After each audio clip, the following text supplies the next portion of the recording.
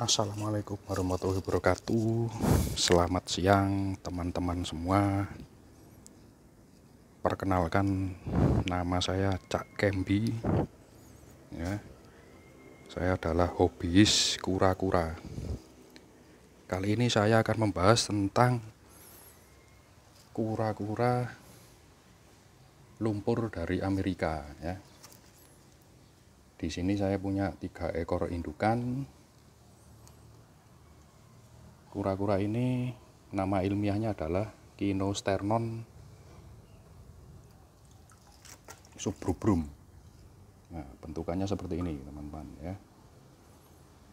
Ini betina, ukuran kurang lebih 9 sampai 10 cm ya. Kayaknya bertelur ini, habis bertelur ini kayaknya ini. Oke, kura-kura ini habitatnya ada di sungai-sungai kecil, di rawa, di lumpur, dengan perairan yang tidak terlalu dalam. Mereka bersembunyi di balik daun ya, di sekitar tumbuh-tumbuhan air atau di tumbuh-tumbuhan yang sudah mati ya. Ini dari Amerika ya, tepatnya di Mississippi. Ini betina ya, seperti ini, ekornya kecil, betina pendek. Lalu yang jantan seperti ini teman-teman. Oke, nah kalau jantan itu lebih ceper, ekornya besar, dan di ujung ekornya ini ada pengaitnya. Nah, gunanya untuk kawin. Ini ukuran sekitar 8 sentian mungkin ya, 8 lebih lah, jantan. Oke, ada satu lagi ini yang belum pernah bertelur, ini masih muda. Ini ukuran sekitar 7 cm ini. Tapi kok gemuk ini ya, kayaknya mau bertelur juga ini ya, doakan aja ini. Nah, seperti ini. Oke, jadi saya udah bisa peternak kura-kura ini dan menghasilkan beberapa ekor anakan. Media yang saya pakai adalah bekas akuarium dengan panjang sekitar 60 cm dan lebar 40 cm ya, akuarium bekas. Lalu di sini ada box es krim yang paling besar. Saya isi tanah campur pasir supaya nanti mudah digali, dan kelembapannya bisa awet meskipun harus sering-sering dicek untuk kelembapannya. Lalu ini saya kasih batu supaya dia bisa naik untuk berjemur dan meletakkan telurnya. Lalu saya tambahi juga tumbuhan apu-apu. Ini bisa sebagai penyerap amonia, karena di sini saya nggak pakai filter. Penyerap amonia dan bisa untuk makanan. Seperti yang kita tahu, kura-kura itu omnivora. Dia bisa memakan apa saja ya, termasuk tumbuhan dan hewani, misalnya seperti ikan, bangkai ya. Itu terus saya juga pakai daun ketapang. Daun ketapang ini fungsinya sebagai anti jamur ya, anti bakteri, bisa untuk melarutkan amonia. Biasanya teman-teman pakai di ikan cupang ya, teman-teman cupang itu banyak yang pakai ini. Tuh, karena saya nggak pakai filter. Begitu teman-teman ya. Oke, sepertinya kok ada cekungan ini ya. Coba kita gali dulu. Nah, saya udah punya beberapa tetesan dari kura-kura ini. Nanti saya tunjukkan setelah ini. Nah, biasanya tanda-tandanya kalau ada cekungan itu mereka habis meletakkan telur-telurnya. Cuman ya nggak mesti sih, kita juga jarang ngawasi ini sampai kering gini pasirnya ini. Tuh ada telurnya ini kayaknya. Tuh, alhamdulillah teman-teman. Ada telurnya ini ya. Nah, dugaan saya betul sekali ya, ada telurnya. Jadi kura-kura jenis ini itu kalau bertelur itu agak dalam, meskipun kuranya kecil. Mereka membuat lubang cekungan sekitar berapa ini ya? 8-10 cm lah ya. Oke, seperti ini telurnya. Kira-kira 2 sentian ini ya telurnya ini. Ini ada yang pecah. Nah, ini netes ini teman-teman. Waduh, udah lama ini. Akibat tidak pasang CCTV ya gini ini. Oke, kita cari lagi. Ini ada ini. Nah, ada lagi ini. Ini juga retak ini udah ini. Loh, kelihatan kan retakannya ini ya. Oke. Mantap banget ini, kebetulan sekali ya. Berapa 4.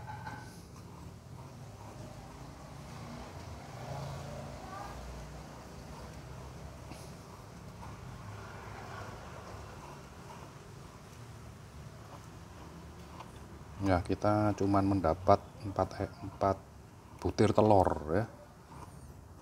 Alhamdulillah. Biasanya masih ada lagi biasanya ini. Oke, cuman 4 kayaknya ini. Ini 2 udah. Udah ada babynya ini. Oke, nanti kita ini pecah ini.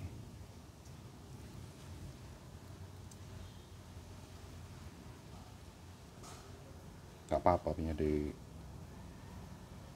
ini. Kalau mata turtle itu biasanya kalau udah pecah gini ya, yolk egg-nya itu udah terserap dengan baik ya. Beda kalau sama dengan kura Brasil. Kura Brasil itu meskipun retak ditunggu beberapa minggu biasanya baru kempes yolk egg-nya ini.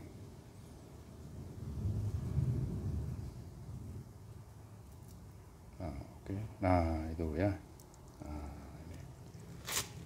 Wah, mantap sekali ini. Tuh, yolk egg-nya udah kecil ya.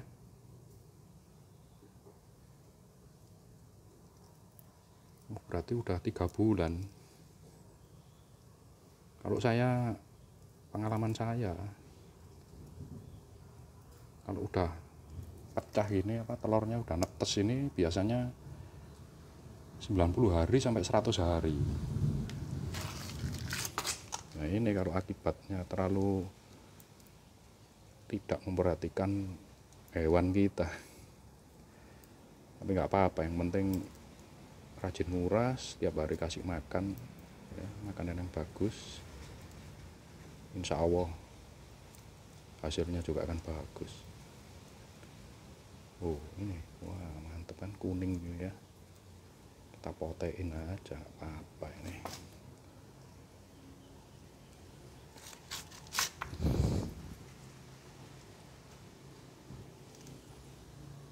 Kalian bisa lihat kan ya, bayi kura-kura subrubrum.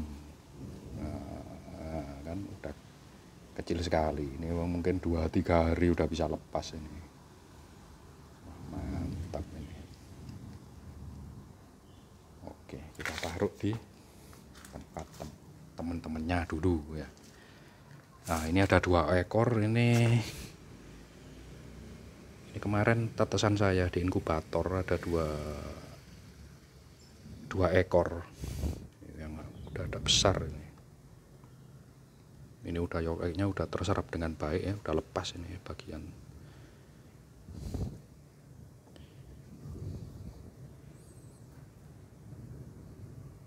ini ya, kecil sekali, lucu.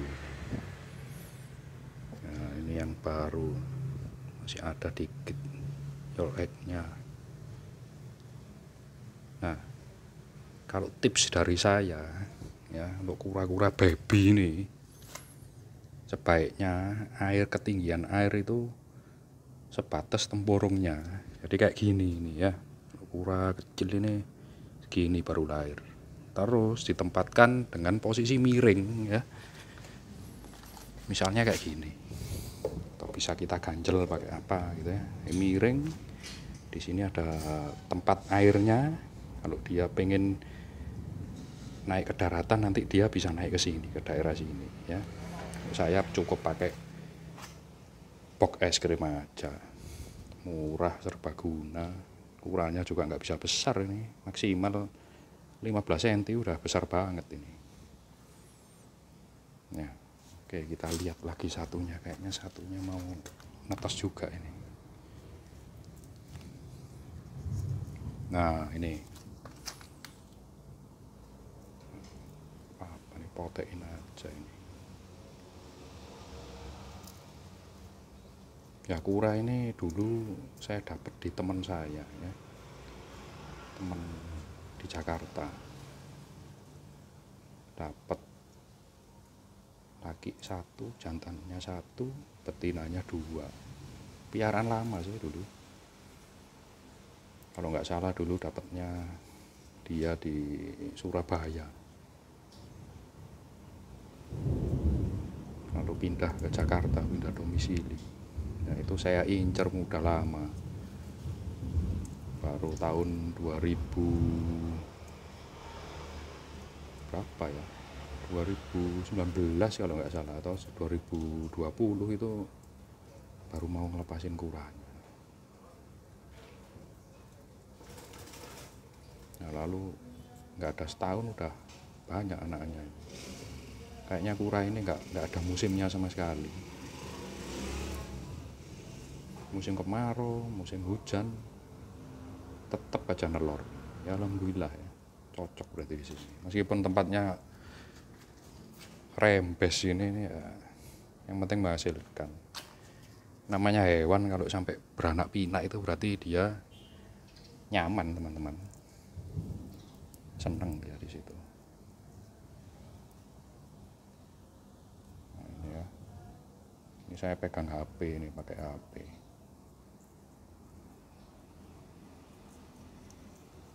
Tuh. Nah, biasanya mangap-mangap dia. Loh, mangap-mangap ini mau gigit ini. Lihat, loh. Mangap-mangap. Mungkin ngambil udara ya, udara segar.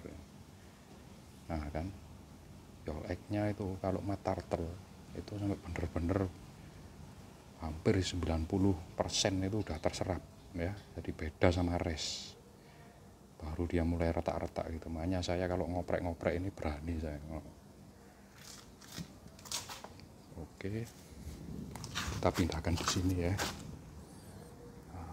Oke, ini yang dua kayaknya juga telur barengannya ini kayaknya, satu clutch ini. Oh iya, ya insya Allah beberapa hari atau minggu depan bisa netes ini, nyusul mas-masnya atau mbak-mbaknya ya. Oke, jadi untuk media yang saya pakai itu cuman pasir lembab ya. Nah, ini inkubator saya ini. Nah, ini ya, mahal ini inkubatornya ini ya, mahal ilmunya maksudnya. Kalau modalnya ya murah, cuman gini aja, kotak gini isi pasir ya. Lalu biasanya saya gini caranya, saya gali ya, baru nanti dimasukkan gini,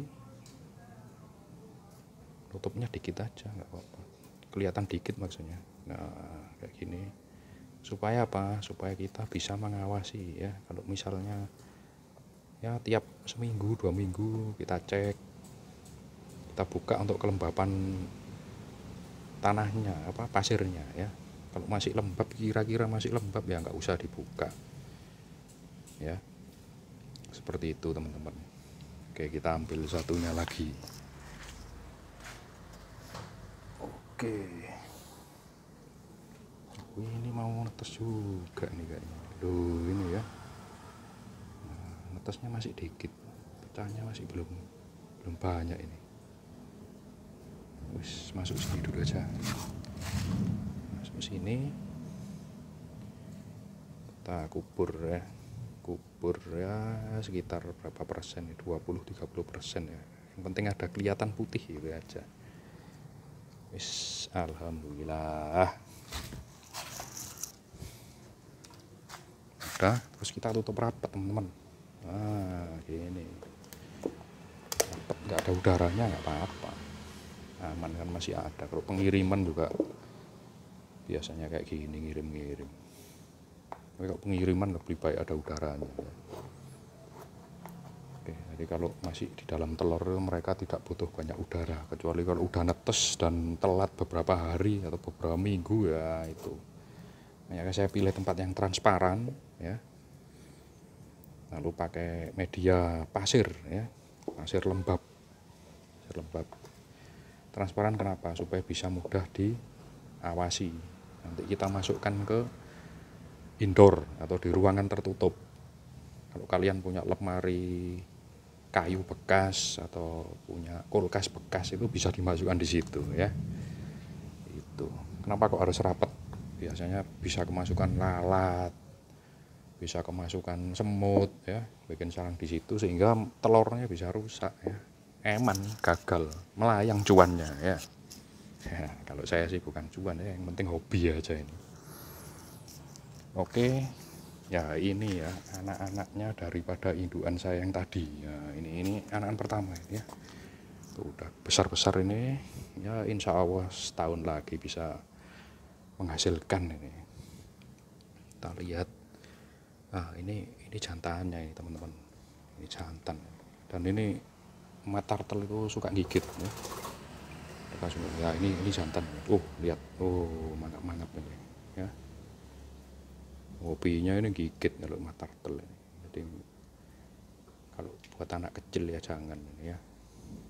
Tuh jantan. Ini anak-anaknya yang pertama, ini ada 5 ekor betina. Ini jantan. Ini kayaknya jantan, banyak jantannya soalnya Malang itu dingin teman-teman.